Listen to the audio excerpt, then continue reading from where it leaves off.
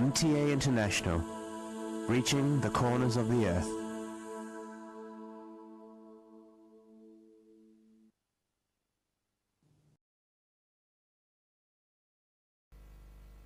صلی علی رسولنا صلی علی محمد صلی علی نبینا صلی علی محمد صلی علی کریمنا صلی علی محمد صلی علی حبیبنا صلی علی محمد صلی علی امامنا صلی علی محمد صلی علی نبینا صلی علی محمد صلی علی رسولنا صلی علی محمد صلی علی شفیعنا صلی علی محمد صلی علی کریمنا صلی علی محمد صلی علی حبیبنا صلی علی محمد صلی علی امامنا صلی علی محمد صلی علی رحیمنا صلی علی محمد صلی علی نبینا صلی علی محمد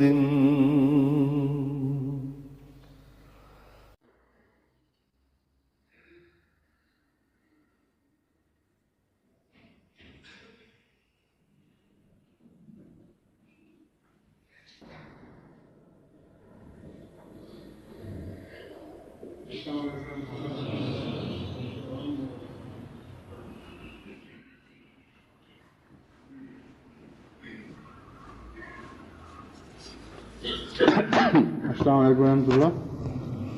اذان دے دیں.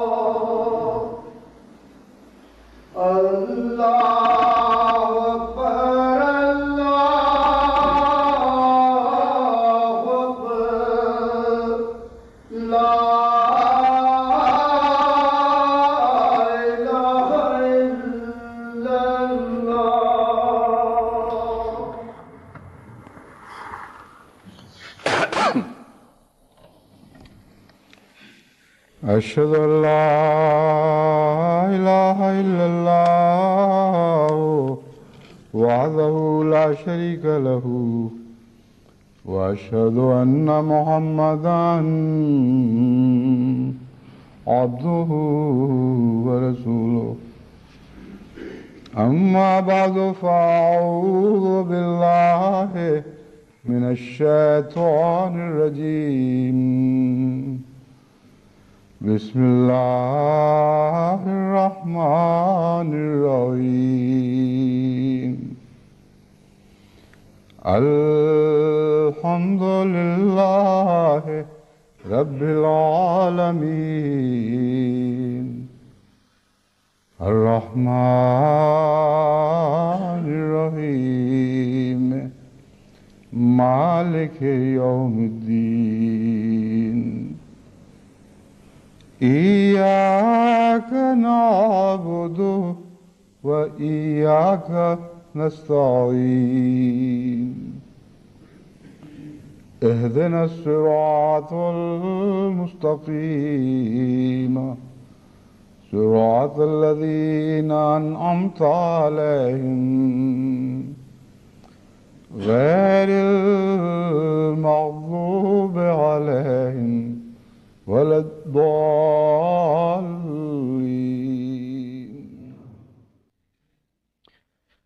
گزشتہ جمعے میں نے قرآن اور حدیث کے حوالے سے جماعت کو رمضان سے متعلق کچھ نصائح کی تھیں۔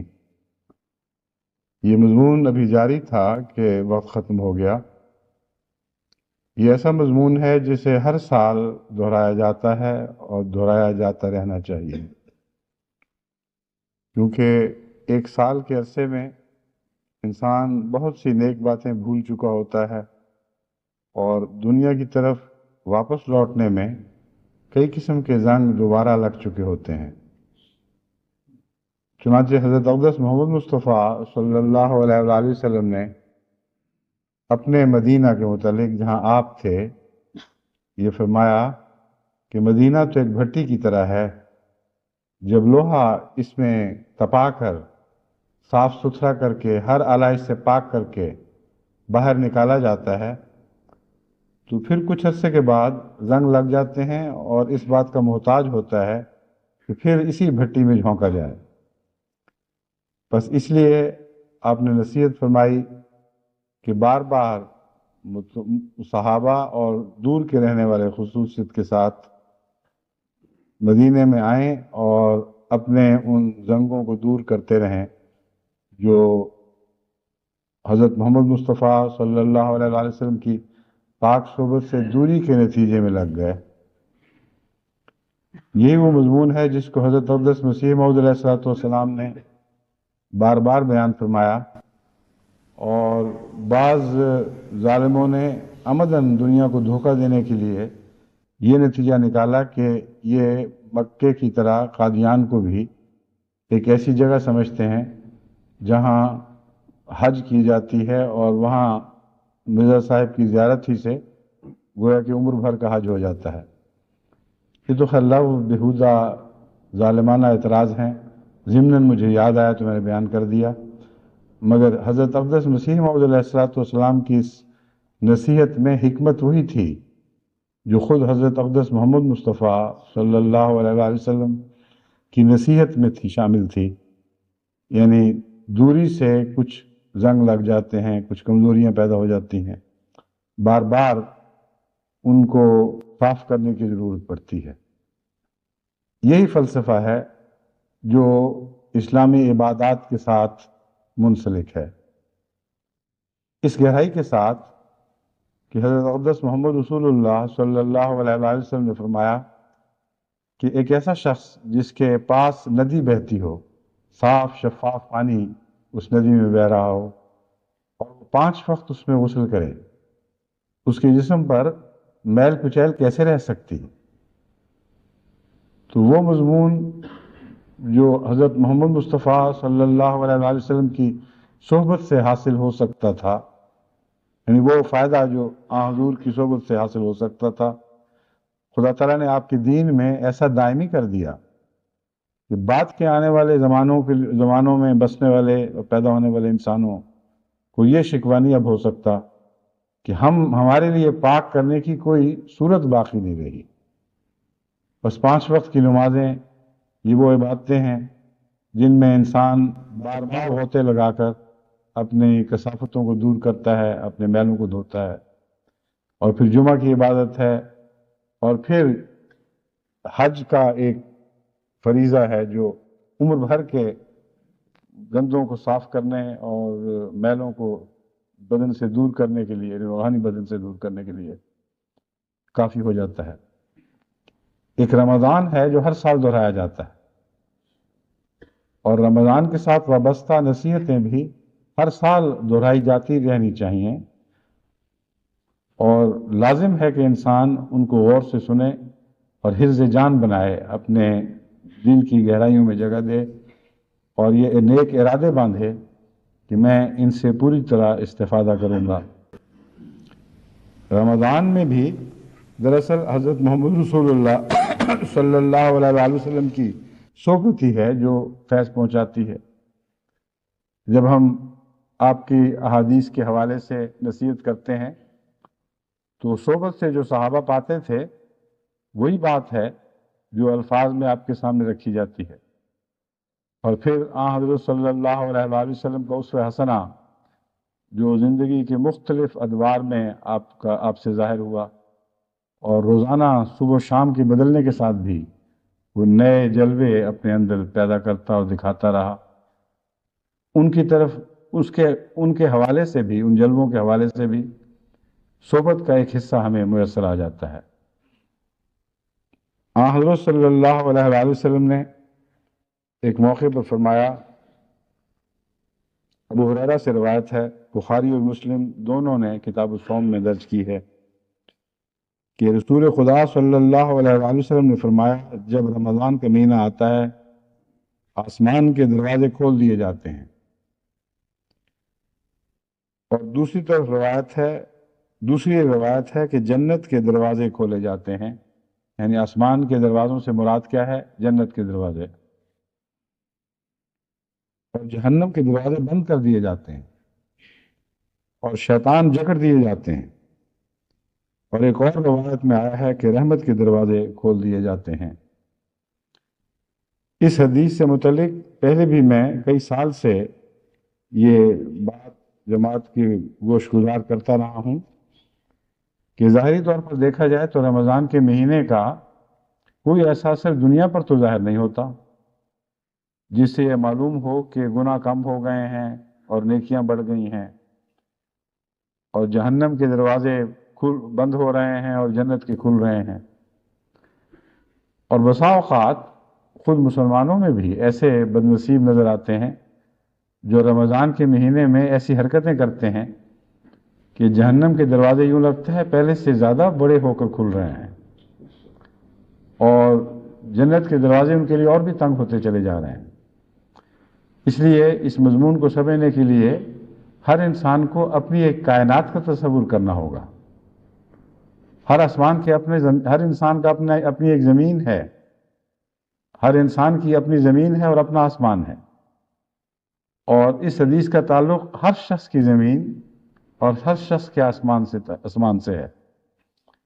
وہ شخص جو رمضان میں اپنی کائنات میں تبدیلیاں پیدا کرتا ہے اور وہ نیکیاں اختیار کرتا ہے جو اس مہینے کے ساتھ وابستہ ہیں اور جو آسان کر دی جاتی ہیں اس کے لیے یقیناً اس کے آسمان کے دروازے کشادہ ہو رہے ہوتے ہیں اور اس کی جہنم کے دروازے بند ہو رہے ہوتے ہیں. لیکن اگر رمضان آئے اور وہ ان نیکیوں سے فائدہ نہ اٹھائے تو پھر اس حدیث کے مضمون اور اس کی خوشخبریوں کا اطلاق اس کے جہان پر نہیں ہوتا. یہی وجہ ہے کہ غیروں کا جہان دیکھیں، وہ اس حدیث کے مضمون سے مستثنا، بے نیاز ایک الگ زندگی بسر کر رہا ہے، اور اس کے مشاغل اسی طرح بد ہیں جیسے پہلے ہوا کرتے تھے. رمضان نے ان پر کوئی نیک اثر نہیں ڈالا. رمضان میں کیوں یہ دروازے زیادہ کھولے جاتے ہیں؟ اور روزمرہ کی زندگی میں کیوں نسبتاً تنگ ہو جاتے ہیں، یعنی رحمت کے اور بخشش کے دروازے۔ اس مضمون پر غور کریں تو حقیقت یہ ہے کہ رمضان میں ایک فضا قائم ہوتی ہے نیکی کی، ایک ماحول بن جاتا ہے۔ چھوٹے چھوٹے بچے بھی کہتے ہیں ہمیں اٹھاؤ، ہم نے بھی روزہ رکھنا ہے، اور بعض بیچارے جب آدھی رات کو اٹھتے ہیں تو گھبرا جاتے ہیں کہ نہیں ہم نے اتنی جلدی روزہ نہیں رکھنا، مگر نیکی کی ایک خواہش ضرور ان کے دلوں میں کل بلاتی ہے، اور ہر گھر میں یہ نمونے دکھائی دیتے ہیں۔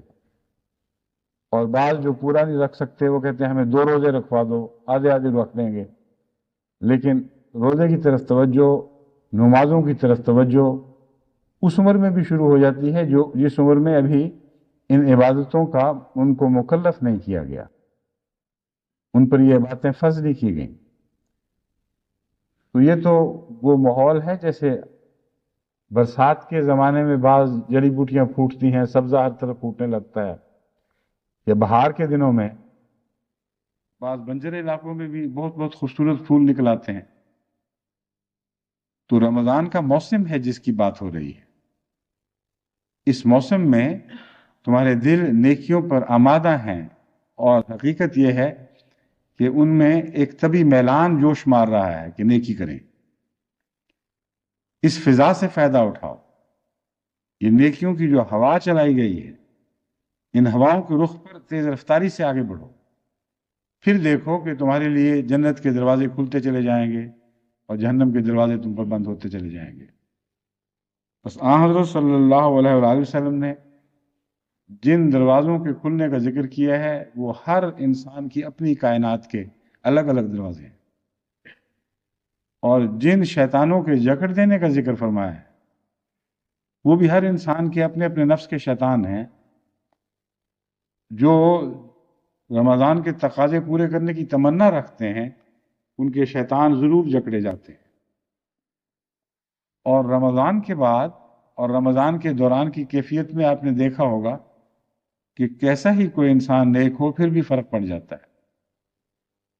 جو رمضان کے دوران نیکی پر پابندی اختیار کی جاتی ہے، گناہوں اور لغویات سے بچنے کی احتیاطیں کی جاتی ہیں، وہ رمضان کے بعد ویسی نہیں رہتی۔ تو اگرچہ جو شیطان ایک دفعہ قید کر دیا جائے، حق تو یہ ہے کہ اسے عمر قید کی سزا ملے اور پھر کبھی آزادی نہ ملے، لیکن انسان کمزور ہے اور کسی نہ کسی پہلو سے کچھ آزادیاں اپنے شیطان کو ضرور دے دیتا ہے۔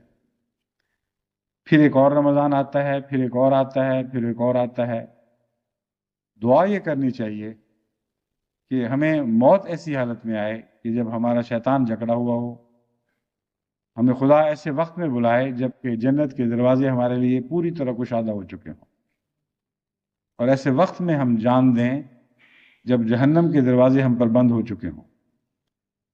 یہ جو مضمون ہے اس کا کوشش سے زیادہ فضل سے تعلق ہے، کوشش سے اس حد تک کہ گہری سوچ کے ساتھ اور فکر کے ساتھ اور اس مضمون میں ڈوب کر دعا کی جائے جو معنی خیز ہو، ہونٹوں سے نہ نکلے، دل کی گہرائیوں سے اٹھ رہی ہو، اور پابندی کے ساتھ اللہ تعالیٰ سے اس بارے میں مدد مانگی جائے۔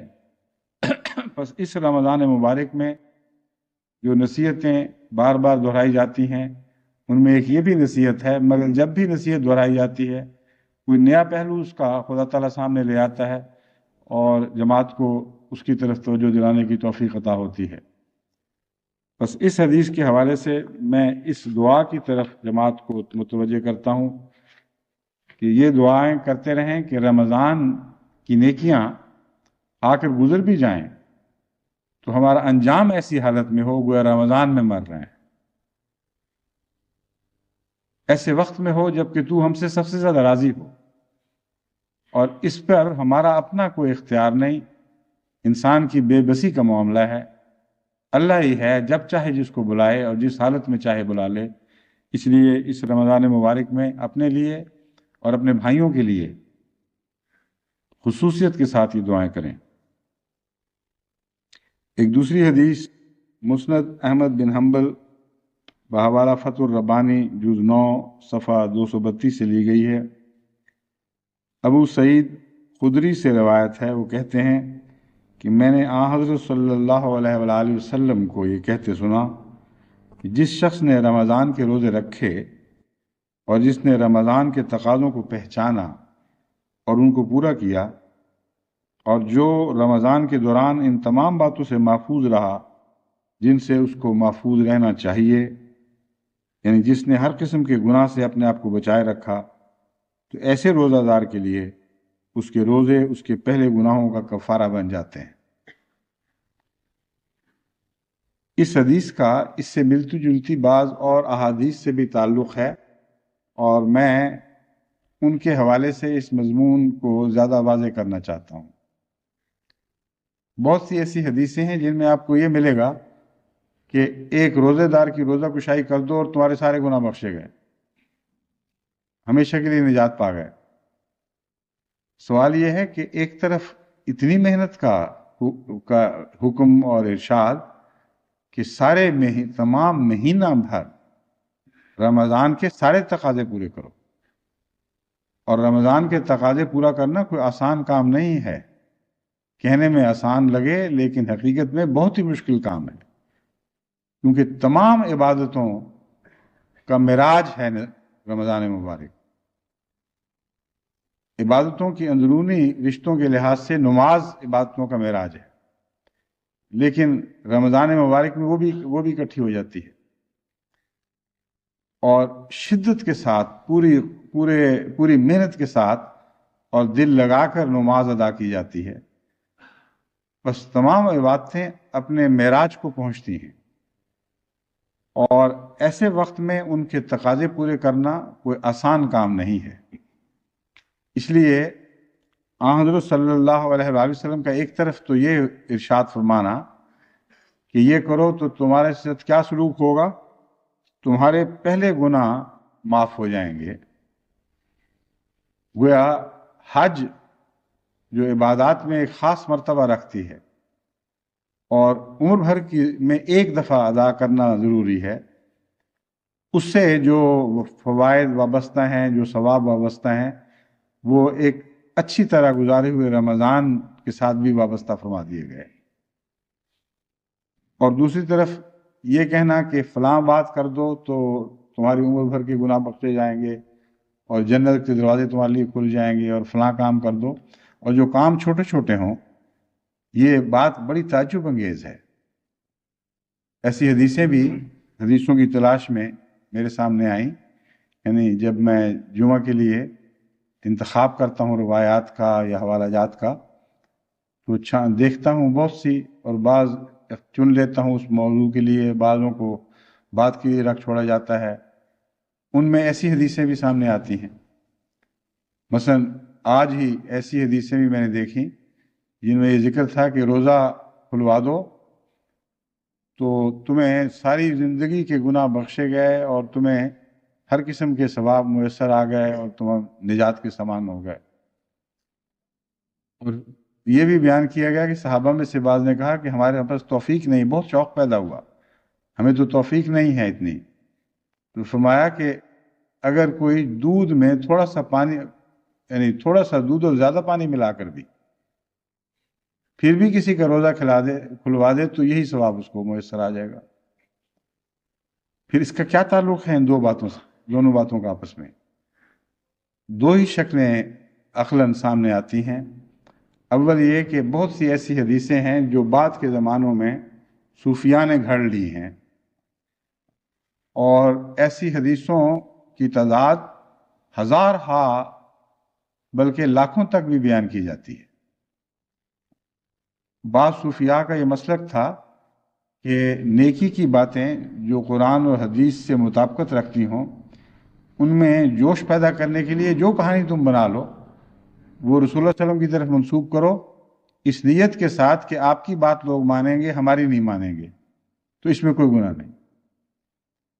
حضرت امام بخاری رضی اللہ تعالیٰ علیہ رحمت کے متعلق یہ روایت آتی ہے، بڑی آپ نے محنت کی، ساری زندگی، یعنی زندگی کا وہ فعال حصہ جو ہوش مندی کے بعد آپ کو نصیب ہوا، آپ نے حدیث کی خدمت میں صرف کیا ہے، چھان بین میں صرف کیا ہے۔ آپ ایک دفعہ ایک روایت کی تلاش میں نکلے کہ پتہ تو کروں کہ وہ راوی تھا کون جو اس زمانے میں جس نے یہ حدیث اپنے پہلوں سے بیان کی ہے۔ لمبے سفر کیے، خرچ کیا، محنت اٹھائی، اور جب پہنچے آخر اس شہر میں جس میں بتایا گیا کہ ایک صوفی صاحب ہیں، ایک تہہ خانے میں رہتے ہیں، بہت بزرگ انسان ہیں، ان کی روایت ہے، تو ان تک پہنچے، ان سے پوچھا کہ آپ کے متعلق بہت شعرا ہے، بہت نیک و تقوی شعار انسان ہیں، ایک روایت مجھے آپ کی طرف منسوب ہوئی ملی ہے اور میں تحقیق کے لیے آپ سے خود سننے کے لیے آیا ہوں، بتائیے یہ روایت آپ نے کس سے سنی تھی؟ وہ شخص زندہ ہے تو بتائیں، میں پھر جا کے اس سے بھی پوچھوں۔ تو انہوں نے کہا کہ یہ تو میں نے آپ بنائی ہے۔ آپ بنائی ہے؟ کہ ہاں، یہ دیکھو، یہ سارا انبار دفتر جو پڑے ہوئے ہیں روایتوں کے، یہ میں بیٹھا بنا رہا ہوں، یہی تو میری نیکی ہے عمر بھر کی، یہ نیک کاموں کے لیے لوگوں کو ترغیب دے رہا ہوں اس طرح۔ حالانکہ آن حضرت صلی اللہ علیہ وآلہ وسلم نے فرمایا کہ جو میری طرف کوئی جھوٹی بات منسوب کرے گا، یہ بحث نہیں اٹھائی کہ نیک اچھی ہے یا بری بات کا منسوب کرنے کی تو کسی کو ضرورت ہی نہیں ہو سکتی، سوائے اس کے کہ اپنے نفس کے بہانے کے لیے کوئی تعویل تراشنی ہو، مگر اکثر اچھی باتیں منسوب کی جاتی ہیں۔ فرمایا جو کوئی بھی میری طرف کوئی بات منسوب کرے گا جو میں نے نہ کہی ہو تو اپنے لیے جہنم میں جگہ بنائے گا۔ مگر بعض نادان ایسے تھے جن کو علم نہیں تھا یا یہ حدیث بھی نہیں پہنچی ہوگی، ہم نہیں کہہ سکتے انہوں نے کہاں جگہ بنائی، اللہ بہتر جانتا ہے، لیکن ایسی روایتیں تھیں۔ اور بہت سی ایسی احادیث ہیں اس مضمون سے تعلق رکھنے والی جن میں نہ دکھائی دیتا ہے کہ محمد رسول اللہ صلی اللہ علیہ وآلہ وسلم کے مزاج کے خلاف ہیں، اور جس گہرے سائنٹیفک مذہب کی طرف آپ بلانے والے ہیں، جس کی بنیادیں ٹھوس عقل پر اور انسانی تجربے پر قائم ہیں، اور جو آسمان سے ہدایت یافتہ مذہب ہے جس کا مزاج قرآن کے عین مطابق ہے، اس کے برعکس بات آپ کیسے کہہ سکتے ہیں؟ اس لیے جو اہل اللہ ہیں، بہت سے اہل اللہ ہیں، انہوں نے ایک یہ بھی رستہ تجویز کیا احادیث کی پرکھ کا کہ راویوں کے متعلق تو ہم تحقیق کرنے کی توفیق نہیں رکھتے، اور جو ہو چکی، لیکن قرآن پڑھنے کی اور قرآن پر غور کرنے کی جو توفیق ہمیں عطا ہوتی ہے، بس وہ حدیثیں جن کا مضمون قرآن سے ٹکراتا ہو یا واضح طور پر قرآن ان کی تائید اور ان کی پشت پہ نہ کھڑا ہو، ان حدیثوں کے متعلق احتیاط اختیار کرو۔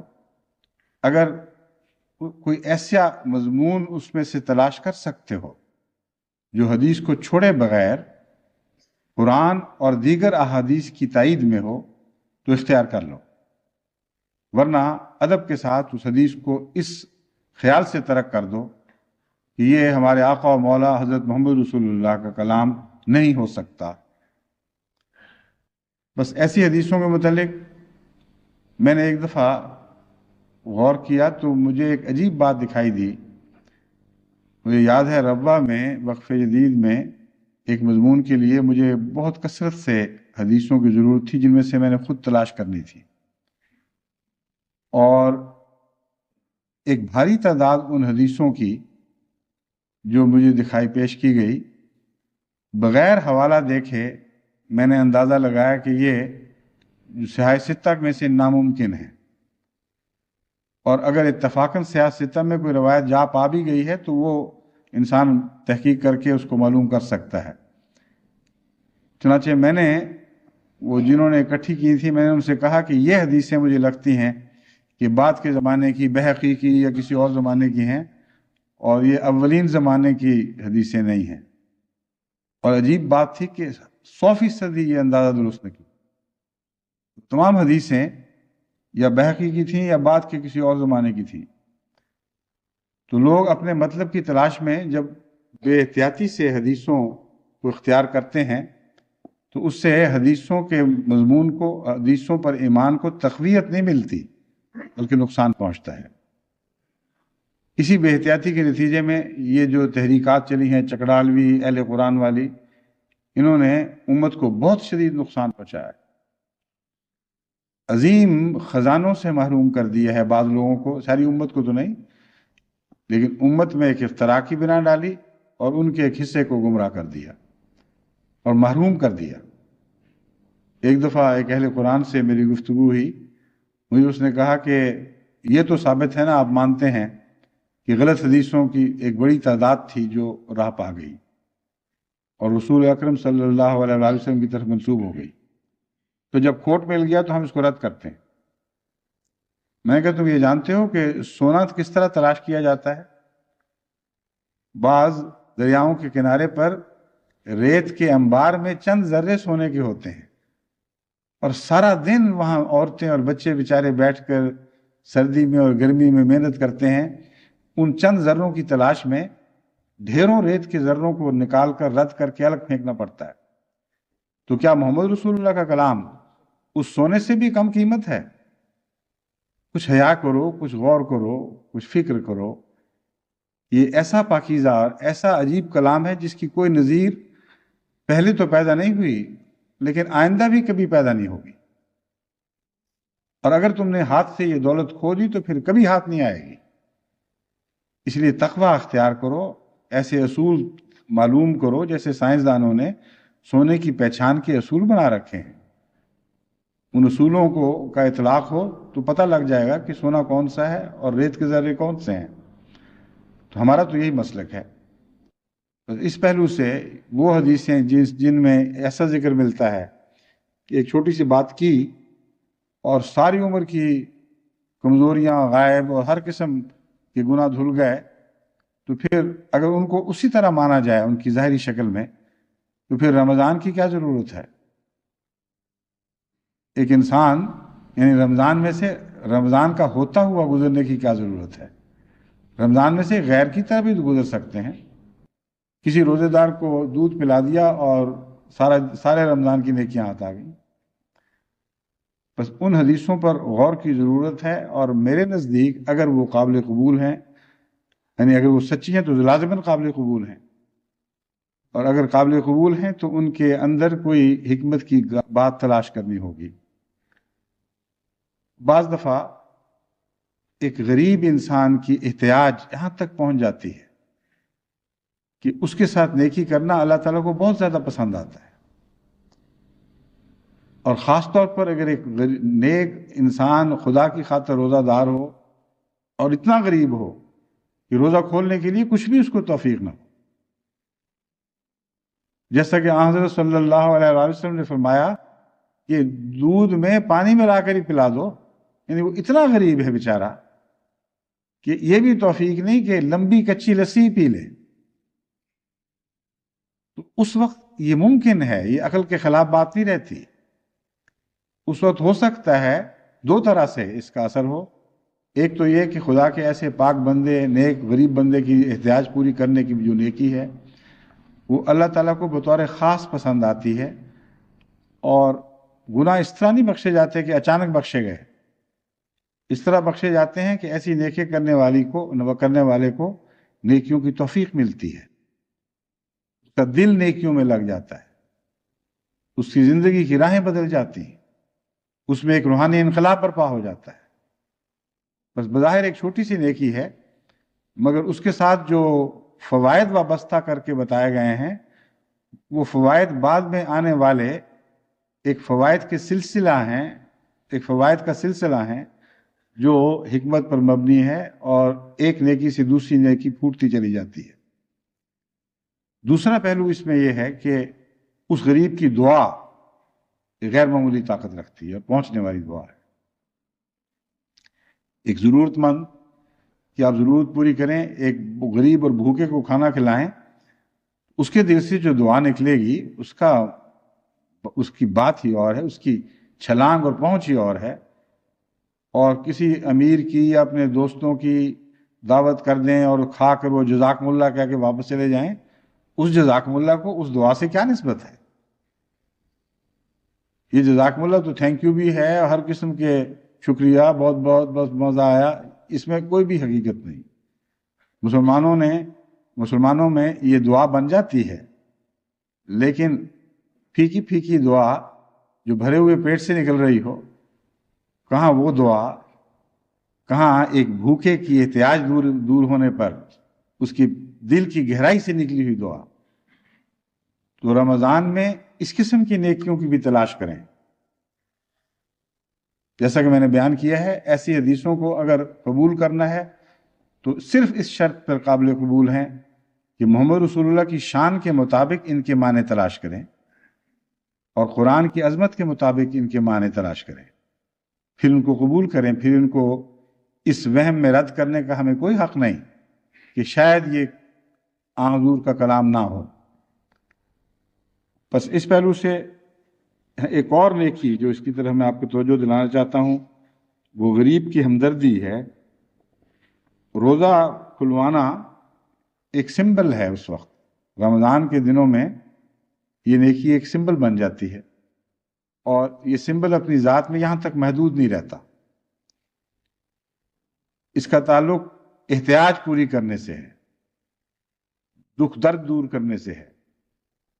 اور ایسا شخص اگر کسی نیک روزے دار کا دکھ دور کرے تو وہ چاہے روزہ کھلوا کر ہو یا اور طریقے سے ہو، وہ ضرور اللہ کے ہاں خاص مرتبہ رکھے گا اور وہ ایسا نیکی کرنے والا خاص جزا پائے گا۔ لیکن اس کے علاوہ بھی انسانوں سے ہمدردی رمضان کا حصہ ہے۔ چنانچہ آن حضرت صلی اللہ علیہ وآلہ وسلم کے متعلق آتا ہے کہ بہت سخی تھے، بے حد خرچ کرنے والے تھے، مگر رمضان میں تو یوں لگتا تھا وہ ہوائیں آندھی بن گئی ہیں، اس قدر تیزی پیدا ہو جاتی تھی آپ کے خرچ میں۔ اور وہ صرف روزہ کھلانے کی حد تک محدود نہیں تھا، بلکہ روزہ کھلوانے کے متعلق مجھے تو کوئی ایسی روایت معلوم نہیں کہ خالصتاً صرف روزہ کھلوایا کرتے ہوں۔ وہ بھی ایک خیرات کا حصہ تھا اور ہوتا ہوگا، لیکن زیادہ تر غریبوں کو تلاش میں ان کے کھوج لگا کر ان پر خرچ کرنا اور کثرت کے ساتھ ان کی ضرورتوں کو پورا کرنا، یہ وہ نیکی تھی جو آن حضرت صلی اللہ علیہ وآلہ وسلم کی زندگی سے ثابت ہے، آپ کی سنت سے ثابت ہے۔ اس حدیث کا یہ ترجمہ کر لینا کہ چاہے لوگ بھوکے مر رہے ہوں، کسی طرح کی ضرورتوں میں مصیبت زدہ پھنسے بیٹھے ہوں، اس طرف توجہ نہ کرو، صرف انتظار کرو جب سورج ڈوبے تو کسی کا روزہ کھلوا دو۔ اگر یہ ترجمہ کرتے ہیں تو رسول اللہ صلی اللہ علیہ وسلم کی زندگی اس کو جھٹلا رہی ہے۔ کیسے ہو سکتا ہے کہ اس صادق القول کا فعل آپ کے قول کو جھٹلا رہا ہو؟ کیونکہ آپ کے صادق القول ہونے کا مطلب یہ ہے کہ جو کہتے تھے 100% اس پر عمل بھی کرتے تھے۔ آپ کی سنت کے نقشے سے آپ کے کسی قول کا ٹکرانا ممکن ہی نہیں ہے۔ آپ کے متعلق تو ہم یہی دیکھتے ہیں کہ رمضان مبارک میں بڑی شدت اور تیزی کے ساتھ ہر نیکی میں آگے بڑھتے تھے، اور خصوصیت کے ساتھ غریب کی ہمدردی میں اور صدقہ خیرات میں تو آپ کی کوئی مثال نظر نہیں آتی۔ جیسا کہ میں نے بیان کیا، صحابہ کے پاس لفظ ختم ہو جاتے تھے بیان کرتے ہوئے، کہتے بس یہ سمجھ لو کہ ہوائیں جھکڑ میں تبدیل ہو گئیں۔ بس اس پہلو سے اس حدیث کے مضمون کو بھی پیش نظر رکھیں، ان کو بھی تلاش کریں جو منہ سے مانگتے نہیں ہیں لیکن جن کی ضرورت انتہا کو پہنچی ہوتی ہے، لیکن محض روزے کے وقت ان پر نظر نہ کریں۔ روزہ کھلنے کے وقت روزہ رکھنا بھی تو ہوتا ہے غریبوں نے، اور بھی تو ضرورتیں پوری کرنی ہیں، ان کے بچے بھی تو بھوکے ہوتے ہیں جو روزہ کی عمر میں پہنچے ہی نہیں ہوتے۔ بس صدقہ و خیرات میں کثرت سے آگے بڑھیں، اور جس حد تک کسی کو توفیق ہے وہ اگر خود کسی غریب تک پہنچ سکتا ہے تو پہنچے، ورنہ جماعت کی وساطت سے صدقہ و خیرات میں زیادہ سے زیادہ آگے بڑھنے کی کوشش کرے۔ جیسا کہ میں نے بیان کیا تھا، رمضان مبارک ایک قسم کا عبادتوں کا معراج بن جاتا ہے۔ اس مضمون کو حضرت اقدس محمد رسول اللہ صلی اللہ علیہ وآلہ وسلم نے یوں بیان فرمایا: ان لکل شین بابا و باب العبادت الصیام۔ ہر چیز کا ایک رستہ اور ایک دروازہ ہوا کرتا ہے، اور عبادت کا رستہ رمضان ہے. اگر رمضان میں تم عبادتوں میں داخل نہ ہوئے تو پھر کبھی نہیں ہوگے. اس کے بہت سے معنی ہو سکتے ہیں، لیکن ایک معنی جو عام فہم اور روزمرہ ہمارے مشاہدے میں ہے وہ یہ ہے کہ جس کو رمضان میں عبادت کی توفیق نہ ملے اسے سارا سال عبادت کی توفیق نہیں ملتی. بس یہ وقت ہے عبادت کرنے کا، یہ دروازہ کھلا ہے، اس دروازے سے داخل ہوگے تو پھر آسمان کا دروازہ کھلے گا. یہ کیسے ہو سکتا ہے کہ زمین کے دروازے تم بند رکھو اور اس رستے پر داخل ہو جاؤ جس کے آگے پھر آسمان کے دروازے لگے ہوئے ہیں؟ وہ بند ہوں یا کھلے ہوں تمہیں اس سے کیا؟ پھر پہلے اپنے زمین کے دروازے تو کھولو. بس حضرت محمد رسول اللہ صلی اللہ علیہ وآلہ وسلم نے پھر دروازوں کے حوالے سے ایک بات کی ہے، اس کے مفہوم کو سمجھو اور پہلی بات کے ساتھ اس کا تعلق جوڑو. دروازے تو کھلتے ہیں کن کے لیے؟ جن کے رمضان میں جن کے اپنے دروازے عبادت کے لیے کھل جاتے ہیں اور رمضان ان کے لیے کھلا دروازہ بنتا ہے. اب رمضان کو دروازہ کہنے میں یہ مسئلہ بھی حل ہو گیا کہ کیوں رمضان میں بعض لوگ محروم ہو جاتے ہیں، کیونکہ دروازہ کھلتا بھی ہے اور بند بھی ہو جاتا ہے. اس کو رستہ تو نہیں فرمایا، دروازہ فرمایا ہے. میں ہے عبادت کا دروازہ، مگر جس پر کھلے گا وہی توفیق پائے گا. اگر بند دروازے سے کوئی ٹکرا کر یا اسے کھٹکھٹا کر واپس چلا گیا تو اس سے کیا فائدہ؟ بس رمضان میں اپنی عبادت کی طرف بھی توجہ کریں اور اپنے بچوں کی عبادت کی طرف، اپنے ہمسایوں کی عبادت کی طرف، اپنے گرد و پیش میں عبادت کے مضمون کو بیان کریں. اور عبادت ایک ایسی چیز ہے جس میں داخل ہو کر واپسی کی گنجائش نہیں ہے. اگر عبادت میں ایک دفعہ آپ داخل ہو کر پھر باہر نکلنے کی کوشش کریں گے تو ساری عبادتیں رائے گاہ جائیں گی، بلکہ بعض اوقات پہلے سے بھی بدتر مقام تک پہنچ جائیں گے. عبادت کو پکڑ رہنا، عبادت پر صبر کرنا لازم ہے، اور اس پہلو سے ایک بہترین موقع ہے دنیا کی تربیت کا. دنیا بھر میں جماعتوں کو بڑے مسائل میں سے ایک یہ مسئلہ درپیش ہے کہ بعض نوجوان جو نئی نسلوں کے پیدا ہونے والے ہیں، نئی نسلوں میں تربیت پانے والے ہیں، ماحول کی کثافت اور گندگی سے متاثر ہو گئے ہیں، وہ عبادتیں چھوڑ بیٹھے ہیں. اور اس ضمن میں صرف نوجوانوں کی بحث نہیں، بعض خواتین مجھے خط لکھ کر سب سے زیادہ درد یہ پیش کرتی ہیں کہ ہمارا خاوند ویسے ٹھیک ہے، سب کچھ ہے، ہمیں کوئی شکوہ نہیں، میں نماز نہیں پڑھتا. اللہ تعالیٰ ان بدنصیبوں کے نصیب جگا دے، ان کے مقدر روشن فرمائے. یہ عبادت تو ایک ایسی چیز ہے جس کے بغیر زندگی نہیں ہے.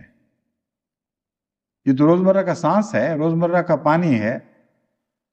اگر عبادت نصیب نہیں تو روحانی زندگی کا کوئی تصور ہی نہیں ہے. پھر خواہ دنیا کے لحاظ سے اچھا ہو، کیسا ہی ہو، دنیا میں اسلام سے باہر بھی تو اچھے اچھے لوگ نظر آتے ہیں، ہر مذہب میں، بلکہ لا مذہب لوگوں میں بھی. بعض جگہ جہاں ملائیت زیادہ ہو وہاں لا مذہب لوگوں میں زیادہ شرافت نظر آتی ہے بنسبت ملائیت سے متصل لوگوں کے، مگر اس کی کوئی حیثیت نہیں ہے. صرف اتنا ہے کہ ایسے لوگوں سے لوگوں کو شر نہیں پہنچتا.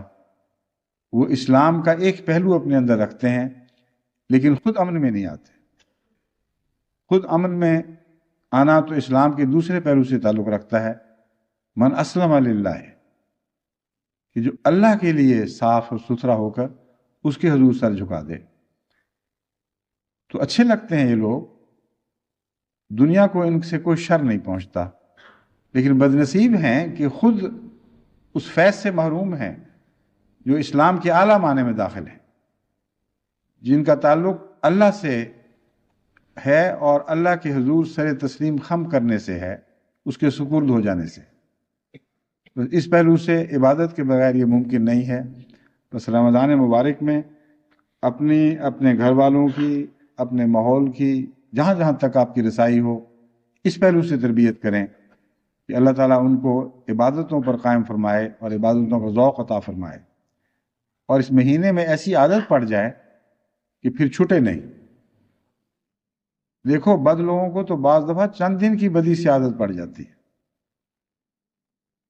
یہ جو ڈرگز کے متعلق ایک پروگرام آ رہا تھا جس میں پوچھا جا رہا تھا اسکول کے بچوں سے کہ بتاؤ تمہیں کیا ہوئی، تم پر کیا گزری، تمہیں آخر کیا سوجی کہ جانتے بوجھتے اس کی بدیوں کو پہچانتے ہوئے تم نے ڈرگ اختیار کر لی، اس کے عادی بن گئے.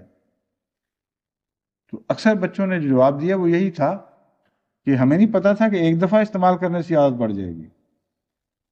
ہمارے دوستوں نے جو بڑے تھے جو یہ کیا کرتے تھے ہمیں کہا ذرا چکھی تو دیکھو، ذرا تھوڑی سی ہے، کیا فرق پڑتا ہے. اور دیکھا دیکھی اس عجوبے کے طور پر کہ دیکھیں کیا چیز ہے. ایک دفعہ جب استعمال کی تو جب وہ اثر ختم ہوا تو دل میں ایک کریز سی لگ گئی کہ اور بھی دیکھیں کیا ہے. اور پھر وہ چلتے چلتے وہ ایسی بھوک بن گئی کہ جس سے انسان تلملانے لگتا ہے، اور جب تک اس بھوک کا پیٹ نہ بھرے اس وقت تک اس کو چین نصیب نہیں ہوتا. تو بدیوں میں بھی تو لوگ چند دن میں عادت میں مبتلا ہو جاتے ہیں. نیکی کو اگر اس طرح آپ اختیار کریں کہ اس کا لطف حاصل کرنے لگیں پھر آپ کو ضرور عادت پڑے گی. عادت ڈالنی ہے تو اس کا دوسرا قدم بھی اٹھائیں اور عبادت سے لطف اندوز ہونے کی کوشش کریں اور لوگوں کو طریقے سمجھائیں کہ کس طرح عبادت میں لطف اٹھایا جاتا ہے. ایک دفعہ جب میں نے عبادات کے مضمون پر سلسلہ شروع کیا تھا تو ایک خاتون نے مجھے لکھا کہ میرے بچے کو یہ بات سن کر پوری بات سمجھ آتی بھی نہیں تھی لیکن نماز کی عادت پڑ گئی. چھوٹا سا معصوم بچہ، اور ضرور میرے ساتھ کھڑا ہو جاتا تھا اور سجدے کرتا تھا. ایک دفعہ وہ کچھ سجدے میں کچھ بول رہا تھا تو میں نے کہا کیا ہے؟ کہتا تم سے نہیں بات کر رہا، میں اللہ میں سے بات کر رہا ہوں. اب دیکھیں اس کو اس میں بھی لطف آتا تھا. تو کیوں آپ عقل والے ہو کر بڑے ہو کر عبادت اس طرح ادا نہیں کرتے کہ اس سے لطف آنا شروع ہو جائے؟ اور یہ لطف بھی اللہ سے مانگنا ہوگا. بس اس مہینے عبادت پر قائم ہوں. اگر پہلے آپ کو لطف نہیں آتا اور صرف عادت ہے تو دعا مانگیں اور کوشش کریں کہ اللہ تعالیٰ آپ کو عبادت کا لطف عطا کرے. پھر اپنے گھر والوں کے لیے یہ کوشش کریں اور ان کے لیے بھی یہ دعا کریں کہ اللہ رمضان کے چند دن ہیں گزر جائیں گے، بعد میں کہاں ہم ٹکرے مارتے پھریں گے. وہ نیکیاں جو اب قریب آ گئی ہیں، جنت قریب آنے کا یہ بھی تو مطلب ہے کہ نیکیاں آسان ہو گئی ہیں، پہنچ میں آ گئی ہیں. ہاتھ بڑھاؤ تو نیکی ہاتھ آ سکتی ہے. ایسے وقت میں ہمیں نیکیاں عطا کر دے اور ایسی عطا کر کہ پھر آ کر جانے کا نام نہ لیں. ایک دفعہ آئیں تو ہماری ہو کر رہ جائیں. اس پہلو سے نمازوں کو قائم کریں اور نمازوں کے لطف اٹھائیں اور اٹھانے کی کوشش کریں اور اپنے ماحول میں نماز کو قائم کریں، کیونکہ سب سے زیادہ نحوست کسی قوم پر عبادت سے دوری ہے. مذہبی قوم کہلاتی ہے اور عبادت سے عاری ہو جائے تو کچھ بھی اس کا باقی نہیں رہتا. اور وہ قومیں جو عبادت پر قائم ہوں اور اس کے مزاج سے عاری ہوں، اس کے عرفان سے خالی ہوں، ان کی زندگی بھی ویران ہی رہتی ہے، ان کو کچھ نصیب نہیں ہوتا. اس لیے جماعت احمدیہ کو میں جس عبادت کی طرف بلا رہا ہوں وہ ہے جو حضرت محمد رسول اللہ صلی اللہ علیہ وآلہ وسلم کی عبادت تھی، جس سے سینے ہی آباد نہیں ہوتے بلکہ اس کا گرد و پیش روشن ہو جاتے ہیں. وہ ایسے لوگ بن جاتے ہیں جن کے متعلق قرآن فرماتا ہے نورہم یسعی بین ایدیہم، کہ ان کا نور ان کے سینوں سے باہر آ کر ان کے آگے آگے چلتا ہے اور دوسروں کے لیے بھی ہدایت کا موجب بنتا ہے. بس وہ تو سچی اور گہری عبادت سے حاصل ہو سکتا ہے، ورنہ تو حضرت صلی اللہ علیہ وآلہ وسلم نے اس زمانے ہی کے ذکر میں فرمایا کہ مساجدہم عامرتہم وہی خراب من الہدی. ایسی مساجد بھی ہوں گی اس زمانے میں جو بھری ہوئی ہوں گی لیکن ہدایت سے خالی اور ویران. بس اپنی عبادتوں کو ہدایت سے خالی اور ویران نہ بننے دیں بلکہ ہدایت سے پور کریں. پھر ان سے وہ نور نکلے گا جو آپ کے ماحول کو روشن کرے گا، آپ کے گرد و پیش کو روشن کرے گا، آپ کو ترقی کے نئے رستے دکھائے گا، آپ کے آگے آگے چلے گا، اور اس کے فیض سے پھر آپ دنیا کو بھی حقیقی عبادت کا ذوق عطا کرنے کی اہلیت حاصل کر لیں گے.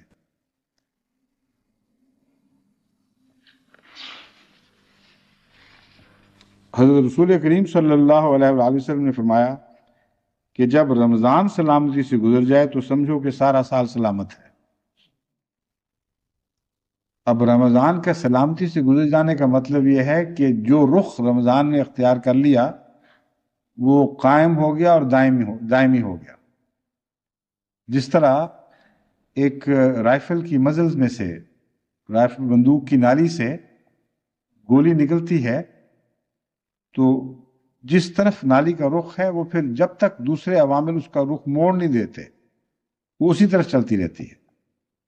اگر ہوا نہ ہو، کشش ثقل حائل نہ ہو، دوسری اور ایسی باتیں جو کسی حرکت کرنے والی کی حرکت میں حائل ہو جاتی ہیں وہ درپیش نہ ہو، تو ہمیشہ کے لیے اسی رخ پر وہ گولی چلتی رہے گی۔ تو رمضان کے سلامتی سے گزر جانے کا مطلب ہے 1 مہینہ 30 دن کی عبادتوں کی عادت، نیکی کی عادت اتنی پختہ ہو چکی ہو کہ رمضان سے نکل کر بھی قبلہ وہی رہے جس قبلے کی طرف تم رمضان میں روانہ تھا، رخ نہ بدلے۔ اور سارا سال سلامتی سے گزر گیا کا یہ مطلب ہے، یہ مطلب نہیں کہ رمضان سے پیچھا چھڑاتے ہی ہر نے کسی چھٹی کر جاؤ اور کہو چلو جی سال گزر گیا۔ سال گزرنے میں نصیحت یہ ہے کہ سلامتی میں کہتا ہی اس کو ہوں جس کے نتیجے میں سال بھر کو سلامتی نصیب، مہینے کی سلامتی نہیں، 1 مہینہ سارے سال کی ضمانت لے کر آئے، وہ رمضان ہے جس کو کہا جا سکتا ہے کہ سلامتی سے گزر گیا۔ پھر حضرت صلی اللہ علیہ وآلہ وسلم نے فرمایا، اور یہ بخاری کتاب الصوم سے حدیث لی گئی ہے، حضرت ابو ہریرہ رضی اللہ تعالیٰ عنہ کی روایت ہے کہ رسول اللہ صلی اللہ علیہ وسلم نے فرمایا جو روزہ دار جھوٹی بات اور غلط کام نہیں چھوڑتا اللہ تعالیٰ کو اس کے کھانے پینے میں کوئی دلچسپی نہیں، چھوڑے نہ چھوڑے جو مرضی کرتا پھرے، اللہ تعالیٰ کو اس بات سے کوئی دلچسپی نہیں کہ اس نے میری خاطر کھانا چھوڑ دیا اور پانی پینا بند کر دیا۔ جو چھوڑنے والی باتیں وہ یہ ہیں حقیقت میں، اور جو چھڑائی جا رہی ہیں وہ تو جائز باتیں ہیں، وہ تو عارضی طور پر بد باتوں کو چھڑانے کے لیے آپ کو ایک ورزش کروائی جا رہی ہے۔ عجیب بات ہے کہ لوگ وہ باتیں جو حلال ہیں اور جائز ہیں وہ تو چھوڑ دیتے ہیں روزوں میں، اور جو حرام ہے وہ نہیں چھوڑتے، اور بڑی بھاری تعداد ایسے بیوقوفوں کی ہے۔ اور اگر آپ اپنے آپ کا جائزہ لیں تو اس بیوقوفی میں کسی نہ کسی حد تک تقریباً ہر انسان ہی مبتلا رہتا ہے، بڑے گناہ نہیں چھوٹے گناہ کرتا رہتا ہے، لغویات میں مصروف رہتا ہے۔ بس روزہ رکھنے میں جو جائز چیزوں کو چھوڑنا ہے اس میں یہ سبق ہے کہ جائز چھوڑ رہے ہو خدا کا خوف کرو، ناجائز کی جرت کیسے کرو گے؟ اللہ کی خاطر تم کہتے ہو ہمیں ایسا پیار ہے خدا سے، اس کی خاطر حلال چیزیں چھوڑنے پر آمادہ بیٹھے ہیں اور حرام نہیں چھوڑ سکتے۔ اللہ تعالیٰ فرماتا ہے کہ مجھے اس کے روزے میں کوئی دلچسپی نہیں ہے، کوئی اس کو فائدہ نہیں ہوگا۔ بس خصوصیت سے جھوٹی بات سے پرہیز یہ ایک بہت ہی اہم اور عظیم نصیحت ہے۔ اگر وہ لوگ جن کو جھوٹ کی عادت ہے اور بسا اوقات وہ جھوٹ بولتے ہیں، ان کو پتہ بھی نہیں لگ رہا ہوتا کہ جھوٹ بول رہے ہیں، لیکن کبھی کبھی یاد بھی آ جاتا ہے کہ ہاں ہم جھوٹے ہیں، اگر خود وہ سوچیں تو پھر ان کو جھوٹ دور کرنے کی طرف توجہ پیدا ہو۔ مصیبت یہ ہے کہ جب کوئی دوسرا کہے تو نہ صرف یہ کہ مانتے نہیں بلکہ غصہ کرتے ہیں اور جھوٹی قسمیں کھاتے ہیں کہ ہم جھوٹ نہیں بولتے، ساری دنیا جانتی ہے کہ جھوٹ بولتے ہیں۔ بعض لوگ، ایک دفعہ ہمارے ہاسٹل میں ایک لڑکا ہوا کرتا تھا، جھوٹا مشہور تھا، اور اس سے میں نے بات کی تو کہتا خدا دی قسم میں تو کبھی بھی جھوٹ نہیں بولی۔ لو جی بھی بہت کہنے کی عادت تھی کہ لو یہ کیا بات ہوئی، میں اللہ کی قسم کھا کے کہتا ہوں میں نے کبھی جھوٹ نہیں بولا، اور وہ جھوٹ بول رہا تھا کیونکہ ہر وقت جھوٹ بولتا تھا۔ تو بعض لوگوں کو پتہ نہیں لگتا، لیکن سب سے مہلک بیماری جھوٹ ہے، ہر بدی کو کھا جاتی ہے، وہ تیزاب ہے جس میں سونا بھی پگھل جاتا ہے۔ एक्वा रिजा उसको कहते हैं तेजाब को, जिससे सोना भी नहीं बचता। तो ये तो हर नेकी को खाने वाला तेजाब है, इससे बचने की कोशिश करें और अपने घरों को खुसूसियत से सच्चाई की आमाजगाह बनाएं। अपनी बीवियों पर, अपने बच्चों पर नजर रखें, और अगर आप झूठे हैं तो बीवी को चाहिए कि वो आप पर नजर रखे। बच्चे मेरी आवाज सुन रहे हैं और मुझे पता है कि आजकल अहमदी बच्चों को बहुत ज्यादा शौक है अपने बड़ों की तरबियत करने का। वो जो बात सुन लेते हैं मासूमियत से, उसे पल्ले बांध लेते हैं और फिर बड़े को करते देखते हैं, कहते हैं देखो देखो हम लिख देंगे अब हज़रत साहब को, और कि वो तुम ये कर रहे हो। और कई माँ बाप मुझे लिखते हैं कि हमें बड़ा लुत्फ आया बात सुनकर। उनकी नसीहतें उनको प्यारी भी लगती हैं और उनके दिल पर असर भी करती हैं। अगर महल्ले वाला कोई आके कहता तो शायद उस पर लड़ने मारने पर आमादा हो जाते, या मरने मारने पर या लड़ने पर आमादा हो जाते। बस बच्चों को मैं कह रहा हूँ इस वक्त, जो मेरे मुखातब है, मेरे सामने टेलीविजन पे बैठे होंगे, वो तैयार हो जाए मुरब्बी बनने के लिए, मगर गुस्ताखी ना करें। माँ बाप आपके बड़े हैं, उनसे तन करना बोलना, अदब और प्यार से उनको समझाएं तो इंशाल्लाह आपकी बातों का नेक असर पड़ेगा।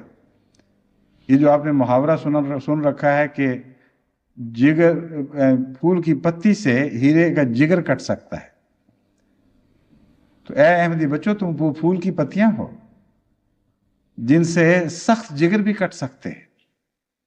अगर प्यार से, अल्लाह की खातिर, हमदर्दी से अपने बड़ों को नसीहत करोगे तो देखना इंशाल्लाह उनके दिल पर इसका कैसा गहरा असर पड़ेगा। तो तुम भी निगरान हो जाओ और अपने घरों में झूठ को दाखिल न होने की इजाजत न दो, और जो दाखिल हुए हैं उनको धक्के दे देकर बाहर निकाल दो।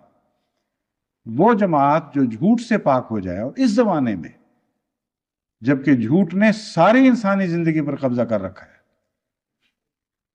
उसकी बका की आसमान जमानत देगा, खुदा जमानत देगा। कोई दुनिया की ताकत आपका बाल दिखा नहीं कर सकेगी अगर आप सच्चे हो जाए, अकायद में सच्चे हैं, अमाल में सच्चा होने की कोशिश कर रहे हैं, मतलब रोजमर्रा की जिंदगी में झूठ के जहर से अपने अमाल को रोज बरोज हद जाया करते चले जाते हैं, क्योंकि जैसा कि मैंने बयान किया है, ये तेजाब है जो नेकियां खाता जाता है। और फिर इसके नतीजे में हमारे मुआशरे में बहुत सख्त तकलीफ़ें फैलती हैं। झूठ के नतीजे में कई तलाक़ें होती हैं, कई घर जहन्नम बने रहते हैं, और रोज़मर्रा की झूठ की आदत से इंसान अपने बाहर के नुकसान भी कराता है। तिजारतों में बेबरकती पड़ जाती है, जो शराकतें हैं वो नाकाम होकर टूट जाती हैं और तलखियाँ पीछे छोड़ जाती हैं। ये तो बहुत ही खबीस चीज़ है। इसलिए इस रमज़ान में झूठ के ख़िलाफ़ भी जहाद करें, और झूठ के ख़िलाफ़ जहाद में दुआएं करें बड़ी कसरत के साथ। छोटे बड़े सब दुआ करें कि अल्लाह ताला हमें झूठ की लानत से निजात बख्शे।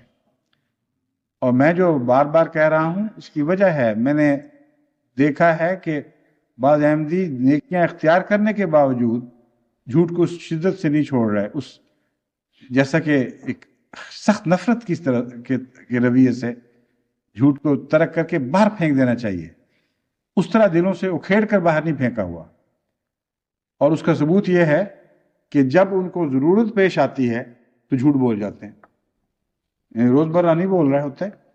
अगर गवाही देनी है कहीं अपने मकसद की बात हो, कहीं किसी जुर्म से की सज़ा से बचना हो, कहीं असाइलम ढूंढना हो, कहीं और इस किस्म के मामलात हों जहाँ रोज़मर्रा उनकी ज़िंदगी को फ़ायदा होगा, तो पहला दिमाग में उनके ख्याली झूठ का आता है कि किस तरह झूठ बोलें कि हम इस मुसीबत से बच जाएं और फलां फ़ायदा हासिल कर लें। एक इंश्योरेंस है, उसका नाजायज़ इस्तेमाल है। रोज़मर्रा की ज़िंदगी में हुकूमत कुछ दिलवा रही है और आप अपना काम कर रहे हैं। अगर कर रहे हैं तो फिर पकड़े जाने पर उसके अवाक़िब के लिए भी तैयार रहें। क्यों आप करते हैं? अगर तो इस यकीन के साथ करते हैं कि अगर हम पकड़े गए तो हम मानेंगे और इससे बड़ी बदी में मुब्तला नहीं होंगे। अगर ऐसा यकीन हो तो अक्सर आप में से काम ही छोड़ के भाग जाए। लेकिन जो करते हैं अक्सर उनके दिल में इसी किस्म के चोर छुपे हुए हैं। وہ کہتے ہیں اگر پکڑے گئے تو ہم نے یہ کہنا ہے، یوں ہم تو یوں کر رہے تھے اور یہ بات ہو رہی تھی، یا غلط اطلاع دی گئی ہے، جھوٹ ہے، جھوٹے الزام ہیں.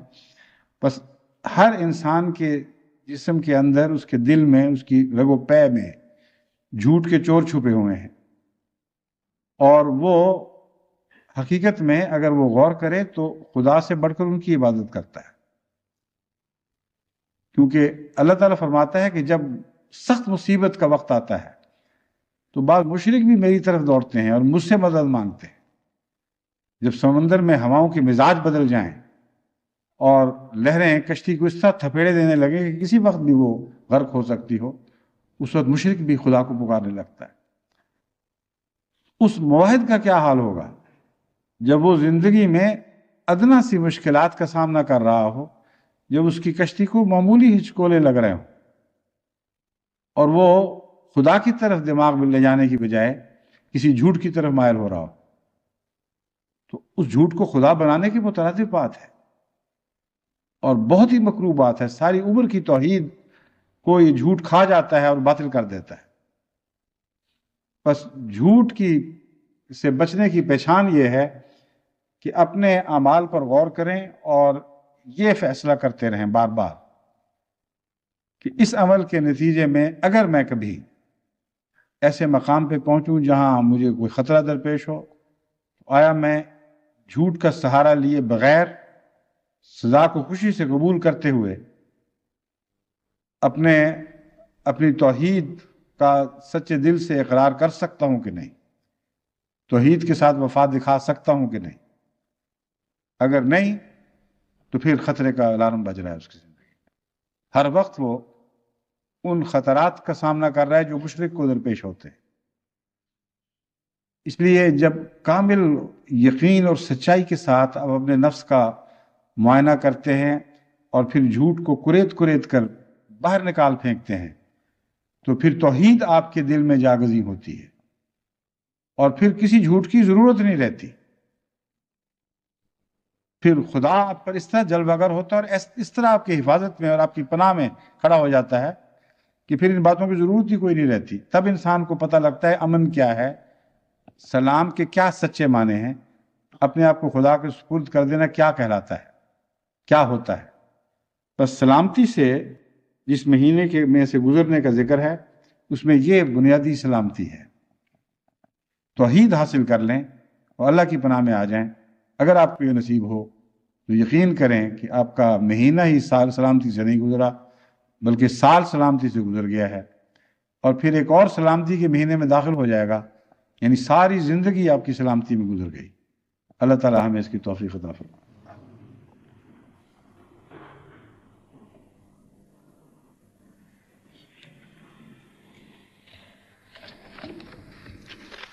الحمد لله نحمده ونستعينه ونستغفره ونؤمن به ونتوكل عليه ونعوذ بالله من شرور أنفسنا ومن سيئات أعمالنا.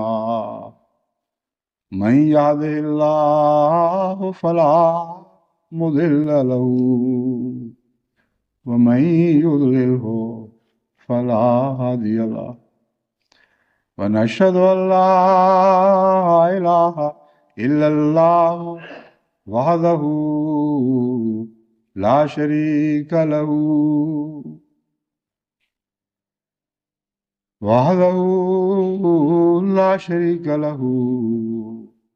ونشهد أن محمدا عبده ورسوله. عباد الله رحمكم الله، إن الله يأمر بالعدل والإحسان وإيتاء ذي القربى وينهى عن الفحشاء والمنكر والبغي يعظكم لعلكم تذكرون. اذكروا الله يذكركم وادعوه يستجب لكم ولذكر الله أكبر.